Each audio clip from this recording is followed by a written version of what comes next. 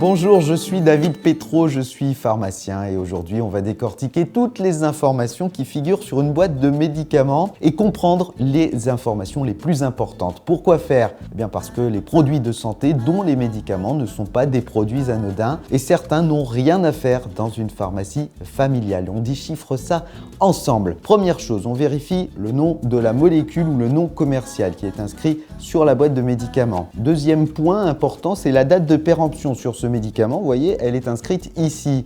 Si cette date est dépassée, vous devrez rapporter le médicament en pharmacie parce qu'il y a un risque de toxicité ou de perte d'efficacité. Sur cette boîte de médicaments, on voit un petit rectangle rouge. Alors c'est pas pour faire joli, ça a une signification. Il peut être vert ou rouge comme sur cette boîte. C'est un médicament qu'on obtient uniquement sur prescription médicale. Il faut toujours un avis du médecin avant de l'utiliser. Vous ne pouvez pas les garder dans votre armoire à pharmacie. Une boîte de médicaments qui ne présente pas de rectangle vert ou rouge, c'est bon, c'est un médicament à prescription médicale facultative. Il a toute sa place dans votre armoire à pharmacie, mais attention, ça reste quand même un médicament. Il a été dispensé sous le contrôle du pharmacien qui vous a expliqué le bon usage, les contre-indications et la posologie, c'est-à-dire le nombre de comprimés que vous devez prendre par jour. Il y a une notice à respecter. Au moindre doute, il ne faut pas hésiter à se rapprocher du pharmacien. Ici, vous pouvez voir des pictogrammes. Ce premier pictogramme concerne les femmes enceintes. Il faut toujours prendre un avis médical avant de prendre un médicament chez les femmes enceintes. Et dans ce cas, vous voyez, c'est même carrément écrit « interdit aux femmes enceintes ». Deuxième pictogramme, toujours sur cette boîte, c'est le risque de somnolence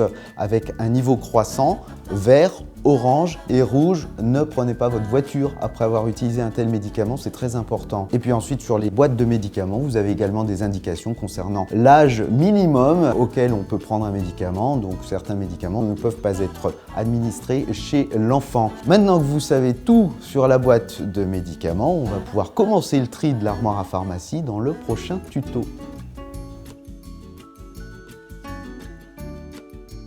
Retrouvez tous les tutos sur le site internet et sur les réseaux sociaux.